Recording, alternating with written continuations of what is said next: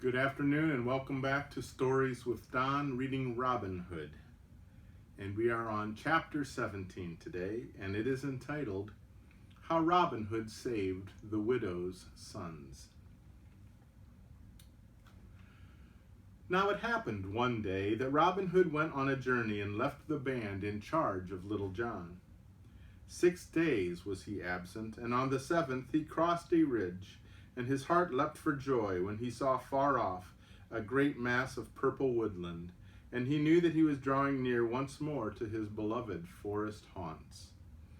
He was on the edge of the trees when he paused and raised his head to listen. Someone was coming along the way and making sounds as of one in deep distress, crying and moaning. He waited a moment and then saw an old woman moving towards him. She seemed to be in great grief, and the tears were streaming down her face. Robin knew her at once. It was the widow who lived in the wood, the old woman who had helped him to escape from the clutches of the bishop. "Hey day, Grammer Green," he called. What is to do now? Has anyone wronged thee, old friend? If so, by Our Lady, he shall learn that thou hast a friend and protector in Robin Hood." "Oh, Robin Hood," cried the old woman, "my sons, my sons!" "Why, what is amiss with them?" said the outlaw. "They have been seized by the sheriff," she replied. "They lie this day in Nottingham jail, and tomorrow they die." "What? Hal and Hob and Dickon?" roared Robin. "3 as brave lads as ever twanged a longbow. This is heavy news, Gammer. How know you that their fate is so near?" "I am just returning from Nottingham town, and I have had the news from Lob the cobbler," she replied. "Oh, save them, Robin Hood." "Trust me, dame," cried Robin, his merry face suddenly grim and his eyes sparkling. "I am bound to do the utmost for any members of the band, and your sons have a special claim on me. I will give instant orders in the matter." He hurried on at once, and never slacked his speed till he had gained the camp in the heart of the forest. Little John saw his master coming and stepped forward to meet him. "This is a bad business about Hal and Hob and Dickon," cried Robin.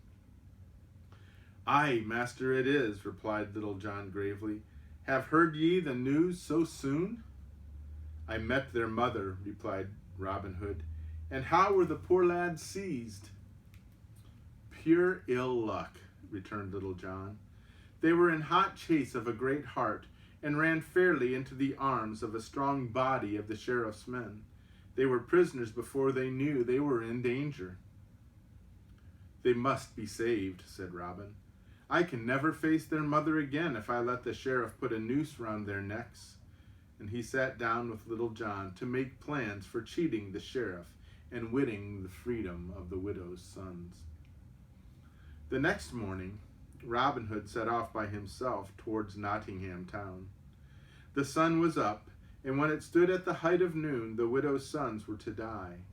So Robin stepped briskly along the road, for he knew he had no time to lose. But suddenly he stopped, for a foot passenger was coming towards him, and Robin scanned him as he scanned everybody in wary fashion.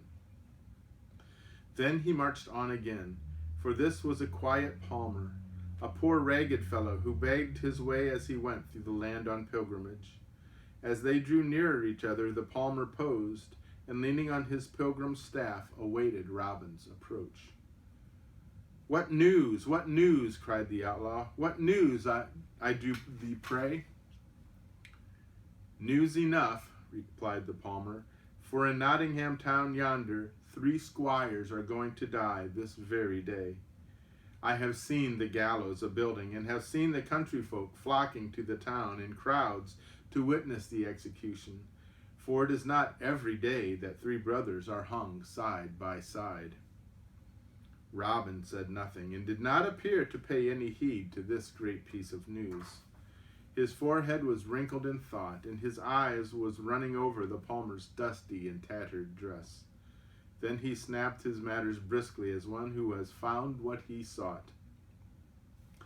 "Come, change thy apparel with me, old man," laughed Robin. "Come, change thy apparel for mine, and here is 40 shillings in good silver. Go drink it in beer and wine." The palmer looked down in wonder at his travel-stained old clothes, and then at the money in Robin's hand, and then at Robin's handsome dress of forest green. "Though thine apparel is good, and mine is ragged and dirty," he said, "thou should not laugh in scorn at an old man." "I do not laugh you to scorn," cried Robin. "I am as serious as man ever was. Come, change clothes with me, and take the money to feast thy brethren." So they changed clothes, and when Robin had put on the old man's hat, which stood full high on the crown, and the old man's tattered cloak, patched with scraps of every color, black and blue and red, and the old man's torn and patched breeches, and hose full of holes, and shoes which scarcely hung together, he was so transformed that Little John himself would not have known his master. And as Robin put on the palmer's rags, he made a score of merry jokes and cried as he ended and surveyed his sorry figure, "Well, it's good habit that makes the man." But he had now what he wanted, a splendid disguise, and away he strode for Nottingham town. 2 hours later, the sheriff was walking along the town streets, his brow knitted in vexation, for he had not yet found a hangman for his 3 prisoners. "But they shall hang, the rascals," cried the sheriff, "even if I have to swing them off the gallows with my own hands." At this moment, his path was blocked by a queer, little bent, ragged old man, who called out in a shrill voice, "Heaven save ye, noble sheriff! Heaven guard ye, my good lord!" "Well, old palmer, what do you want with me?" demanded the sheriff in surly tones, thinking that the pilgrim meant to beg of him, and at the same time resolving that he would not give the smallest coin. "Why, sir sheriff," cried the tattered palmer, "I am told that today you need a hangman." "Aye, that I do badly," replied the sheriff, his tones a little more pleasant, as the palmer had not started to beg of him. "Aye, that I do, for I have had the great luck to get hold of 3 of Robin Hood's rogues, and I will string them up by the head on the stroke of noon. Would that I had their leader to hang beside them." "Aye, my lord sheriff," said the palmer, wagging his head piously, "I can understand your feelings. I have heard that Robin Hood hath done you great despite." "He is the biggest rogue unhung," growled the sheriff, "but the day will come when we shall stand face to face, and then let him escape from my clutch if he can." "Ah," bleated the palmer, "it will be a sorry day for Robin Hood, I warrant you. But now here is the matter of hanging these 3 fellows of his band. I am, you know, but a silly old man, yet I would fain hear what reward you would give me if I became the hangman today." A good fee, old man," said the sheriff eagerly. 13 pence in money, and the suits of clothes from the bodies of the prisoners. And by my faith, old palmer, a suit of clothes, I think, would not come amiss to thee." "It is enough," said the palmer. "I am your man, and I will take these fellows in hand." At 10 minutes before the stroke of noon, a procession started from the doors of the jail and moved towards the marketplace. It was formed of a strong band of Norman soldiery, with the 3 prisoners in their midst. In front of the prisoners hobbled the old palmer who was to hang them. The procession entered the marketplace, which was so packed with a vast throng that the soldiers had to force a way for themselves towards the grim gallows, where 3 noosed ropes hung from a beam. Around the foot of the gallows a space had been cleared, and here the sheriff was awaiting them. Up with them, old man," said the sheriff. "Let them see thee prove thyself a good hangman this day." "All in good time, my lord sheriff," said the palmer.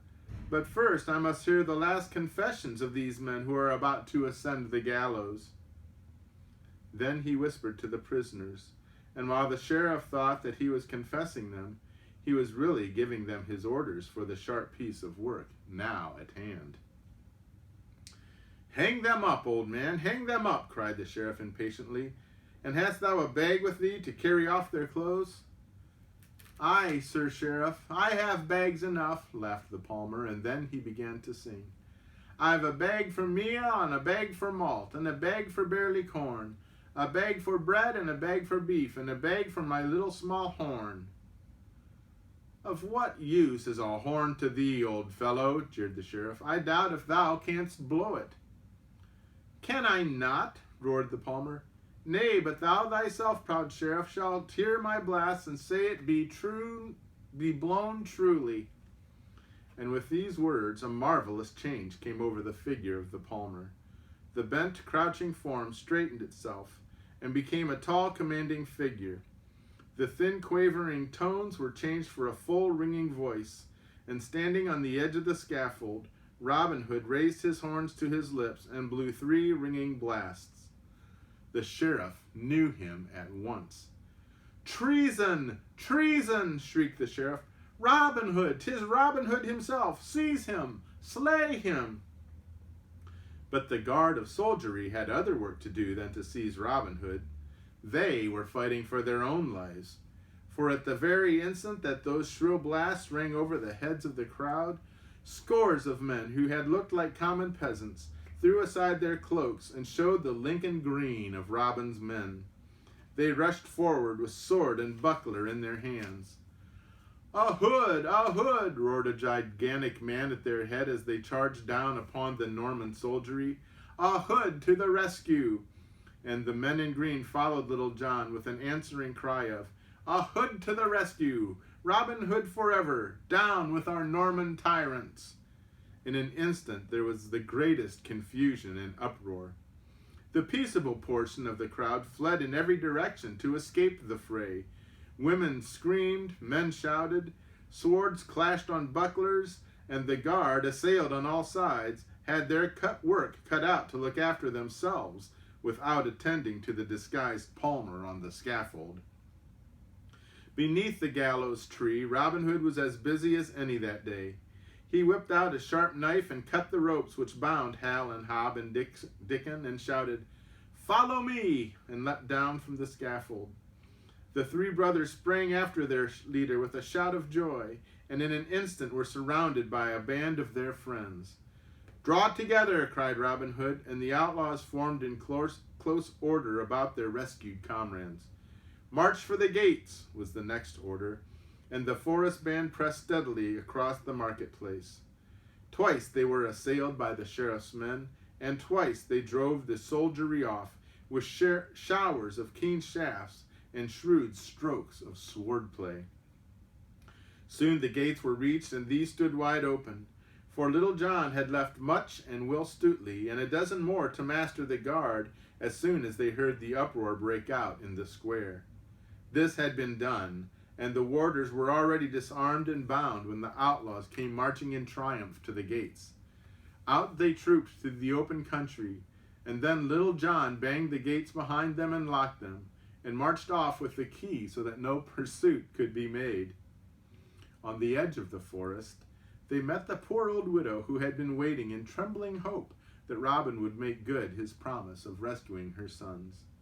When she saw Hal and Hob and Dickon safe and sound among their friends, she wept again, but this time for pure joy, and she blessed Robin Hood 1,000 times. And that's the end of that chapter. So Robin Hood takes care of his men. I wonder what the sheriff had to think about that, being face to face with Robin Hood again. Well, anyway, I hope you have a good rest of the day and that you have a good weekend. I hope that you can enjoy it. May you stay healthy, and may God bless you. Goodbye.